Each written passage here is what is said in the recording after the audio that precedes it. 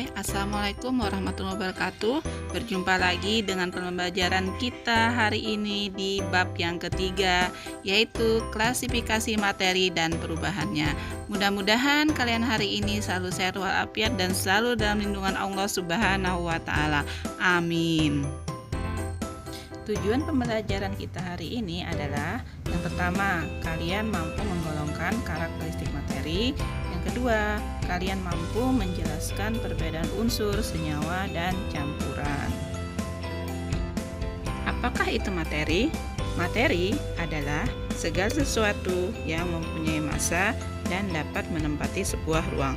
Itulah yang disebut materi. Berdasarkan wujudnya, materi dibedakan menjadi tiga, yaitu benda padat, contohnya kayu dan batu. Yang kedua, zat cair, contohnya air, minyak.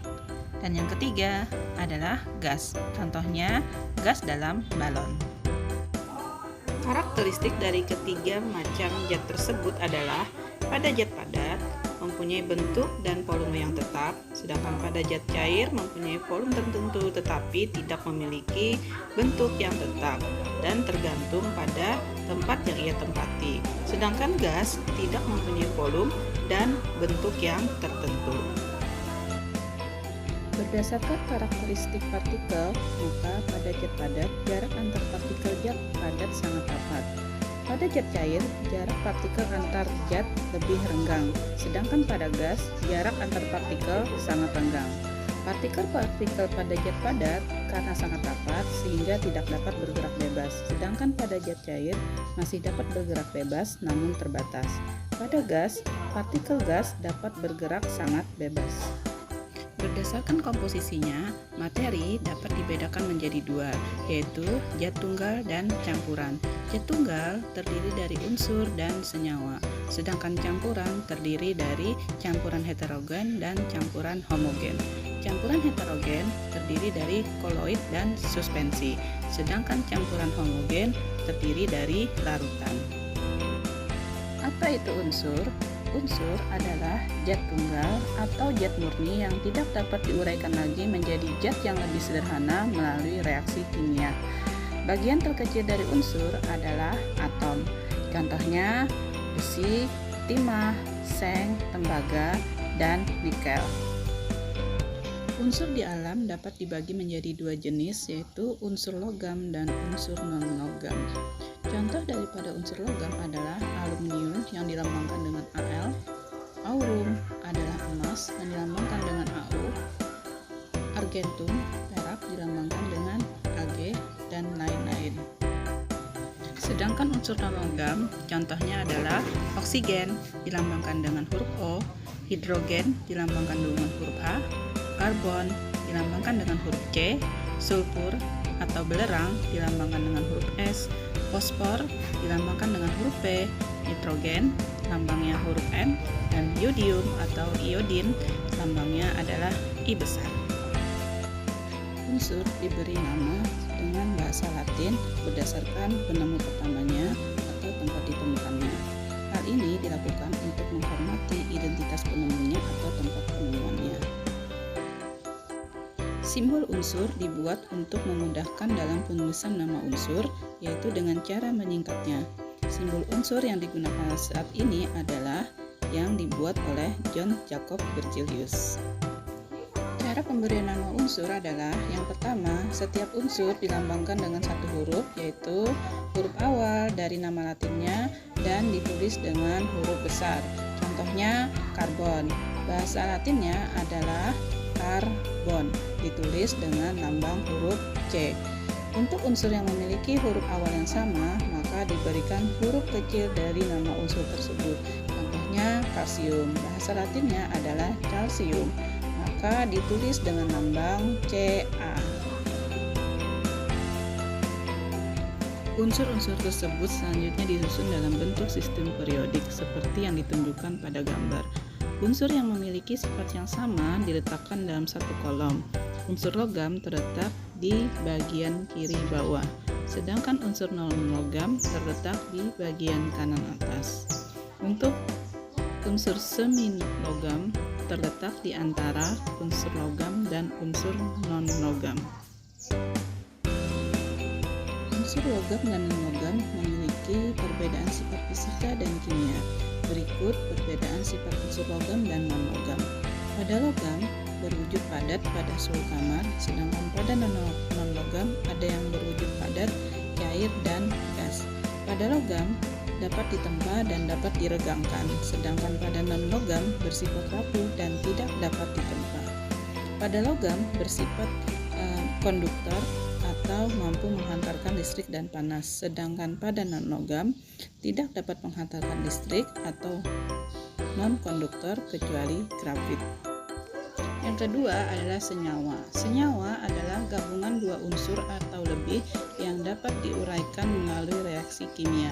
Jadi, pada senyawa, unsur tidak dapat diuraikan melalui reaksi kimia biasa. Contoh dari senyawa adalah H2O atau air. H2O terdiri dari unsur hidrogen dan unsur oksigen. Contoh dari senyawa dan penyusunnya adalah yang pertama air. Dengan rumus kimia H2O, unsur penyusunnya adalah 2 atom hidrogen dan 1 atom oksigen. Gula pasir, rumus kimianya adalah C12H22O11. Unsur penyusunnya adalah 12 atom karbon, 22 atom hidrogen, dan 11 atom oksigen. Sedangkan garam dapur, rumus kimianya adalah NaCl, unsur penyusunnya adalah 1 atom natrium dan 1 atom klor. Yang ketiga adalah campuran. Campuran terbagi menjadi dua, yaitu campuran homogen dan campuran heterogen. Campuran homogen adalah campuran yang tidak dapat dibedakan zat-zat yang tercampur di dalamnya. Sedangkan campuran heterogen adalah campuran yang terjadi karena zat yang tidak dapat bercampur satu dengan yang lain secara sempurna sehingga dapat dikenali zat penyusunnya. Dengan demikian, pada campuran heterogen seluruh bagiannya tidak memiliki komposisi yang sama. Contoh campuran homogen adalah larutan gula. Pada larutan gula, kita tidak bisa lagi membedakan yang mana gulanya. Dalam hal ini, pelarutnya adalah air dan zat terlarutnya adalah gula. Selain air, terdapat juga pelarut organik seperti alkohol dan kloroform.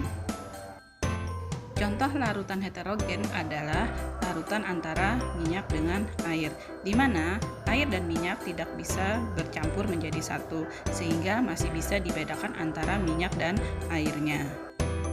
Dalam kehidupan sehari-hari, larutan dapat dikelompokkan menjadi larutan yang bersifat asam, basa, atau garam.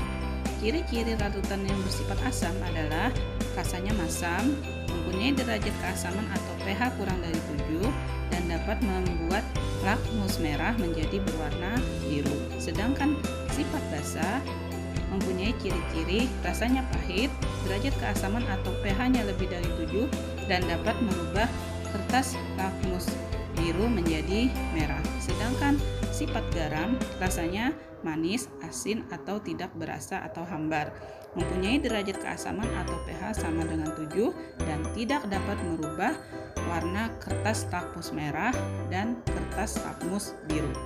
Berikut adalah ilustrasi perubahan warna kertas lakmus pada larutan asam, di mana kertas lakmus merah ketika dicelupkan ke dalam larutan asam, maka warnanya tetap berwarna merah, dan lakmus biru ketika dicelupkan ke dalam larutan asam, maka kertas lakmus berubah menjadi merah, dan hal itu menandakan bahwa larutan tersebut bersifat asam.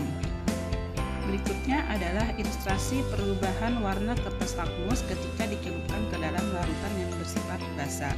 Saat kertas lakmus merah dicelupkan ke dalam larutan basa, maka warna kertas lakmus merah berubah menjadi biru. Ketika lakmus biru dicelupkan ke dalam larutan yang bersifat basa, maka kertas lakmus biru warnanya tetap tidak berubah. Hal ini menandakan bahwa larutan tersebut bersifat basa. Berikut adalah perubahan kertas lakmus ketika dicelupkan pada beberapa larutan yang bersifat asam, basa, dan garam atau netral. Demikian pembelajaran kita hari ini. Terima kasih atas segala perhatiannya. Pesan Ibu, mudah-mudahan ilmu yang kita dapatkan hari ini menjadi bermanfaat bagi diri kalian. Dan jangan lupa selalu laksanakan 3M 1T, mencuci tangan dengan sabun dan air mengalir, menggunakan masker, dan menjaga jarak dan tidak berkerumun. Assalamualaikum warahmatullahi wabarakatuh.